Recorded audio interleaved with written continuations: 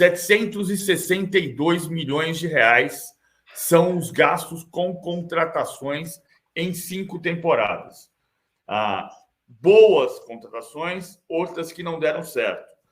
Nenhuma temporada se gastou mais do que na primeira, 2019, quando o Flamengo fez 8 contratações de Rodrigo Caio, de Arrascaeta, Bruno Henrique, Gabigol, Rafinha, Pablo Mari, Gerson, Felipe Luiz, se dizia que acertou em todas. Teve a do João Lucas, que não foi exatamente certa, foi a 9ª contratação daquele ano. No total, naquele ano, 227 milhões de reais foram gastos para contratar e montar um time que terminaria campeão brasileiro e da Copa Libertadores. Ou seja, aquele investimento é indiscutível. O Flamengo tem hoje uma receita de aproximadamente 1 bilhão 250 por ano. Ele gastou perto de 60% disso na soma de todas as contratações. A segunda temporada com maior número de gastos é esta daqui, 216 milhões de reais para contratar jogadores como o Gerson de volta, como o Varela definitivo, Ayrton Lucas definitivo, o Rossi, o Luiz Araújo e o Alan, que de 15 jogos do Flamengo desde que chegou, só foi titular em 5.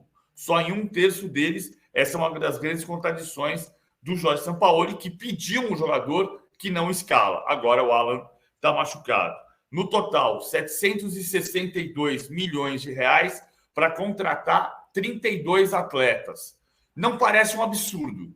Agora, é um dinheiro que o Flamengo tem à disposição. O Flamengo gastou mais para contratar nessas 5 temporadas do que o Palmeiras, só o Palmeiras, do que o Corinthians, o São Paulo, o Santos arrecadam anualmente. Só o Palmeiras arrecada mais do que isso por ano, em torno de 780 milhões. O Flamengo gastou 762 milhões de reais na soma das 5 temporadas. Estamos falando de um clube que tem um orçamento, né, bruto de 1 bilhão de reais por ano. A sua avaliação, PVC, é que no final das contas é o investimento que era para ser feito, o Flamengo gastou demais, pode gastar ainda mais. O que você conclui desses números? Das contratações, eu acho que está no tamanho do Flamengo. É um tamanho grande, mas é o tamanho do Flamengo. Não é um absurdo.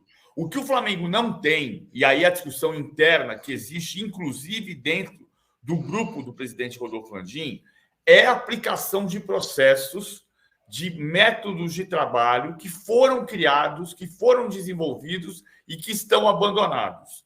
E que explica, por exemplo, você ter alguns desses jogadores que não deram certo, como o Bruno Viana, como o Kennedy, como o Andréas Pereira, como o Gustavo Henrique, embora o Gustavo Henrique tenha sido titular na conquista do título brasileiro de 2020, como o Isla, também titular em 2020, mas foi um jogador que não deu tanto resultado, como o Vidal, né? Então, o que o Flamengo entende e uma parte do grupo do presidente entende que, havendo aplicação dos processos criados com o uso do departamento de análise de desempenho, você vai diminuir a quantidade de erros, como esses que eu citei, e principalmente das contratações de treinadores.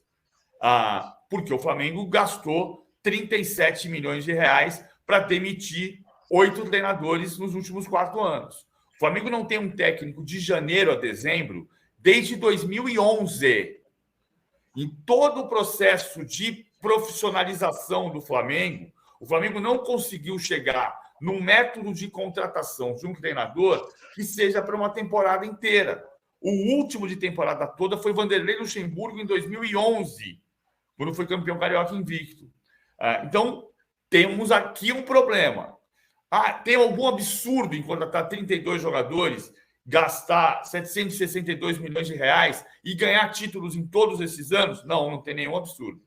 Mas o Flamengo entende, ou pelo menos parte do grupo da presidência entende, que é preciso aprimorar os métodos, os processos, para diminuir a quantidade de erros em contratações de jogadores e, principalmente, para fortalecer a questão do treinador, para ter um treinador de temporada inteira.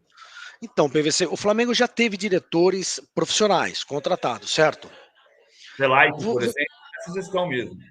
você acredita que falta isso? Ou ter um diretor apaixonado não é um problema ainda? Você acredita que é possível conciliar ainda no altíssimo rendimento as emoções de um torcedor totalmente envolvido com as decisões que precisam ser tomadas no futebol profissional?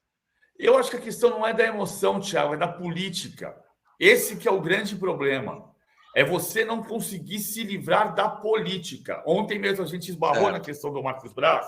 O Marcos Braz não será demitido.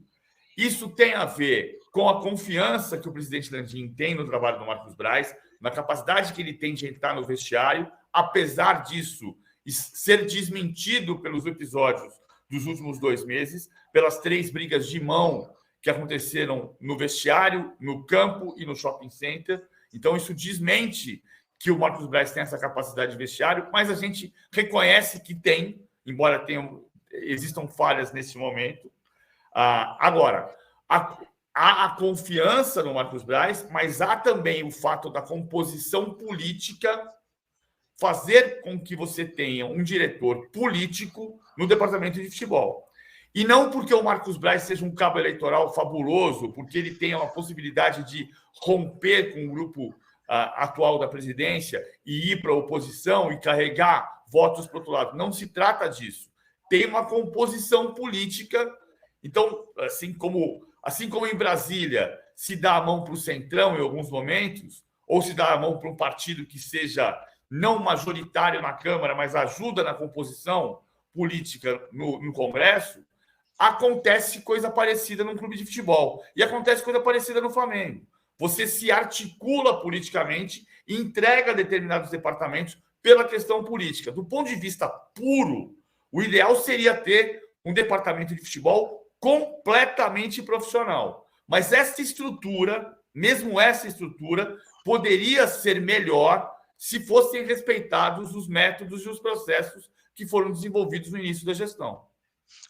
Na entrevista coletiva de ontem, o Sampaoli falou que, o que todos sabemos, a pressão é inacreditável, né? Questionado sobre todas as polêmicas, essa fumaça toda, agora com esse novo episódio, ele disse que a pressão é inacreditável e que atrapalha o trabalho. E aí, por isso que eu pergunto se a falta de um dirigente profissional pode influir nisso. Claro, agora depois que o Marcos Braz brigou com o torcedor de porrada, isso fica muito evidente. Mas eu digo em decisões, já que o assunto aqui é o quanto o Flamengo gasta em contratações, o PVC chega à conclusão que é um dinheiro razoável pelo tamanho do Flamengo, não há exagero nenhum, e como diz o jornalista Vanderlei Nogueira, a contratação boa é aqui dá certo, né, PVC?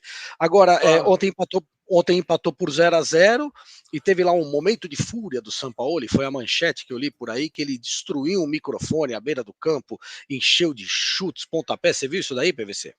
Sim, a frase mais divertida dessa questão, não é para ser divertido, não é para ter esse tipo de comportamento à beira do campo, mas a frase mais divertida foi que até para chutar o microfone o Abel Ferreira é melhor.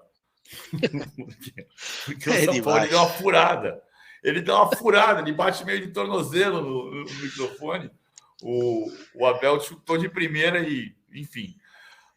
Tem uma agressividade que está latente. Um dia ele chuta a grade no vestiário, no outro dia ele chuta o microfone. Sim. Não é a primeira vez que ele chuta o microfone. Não é para acontecer esse tipo de coisa.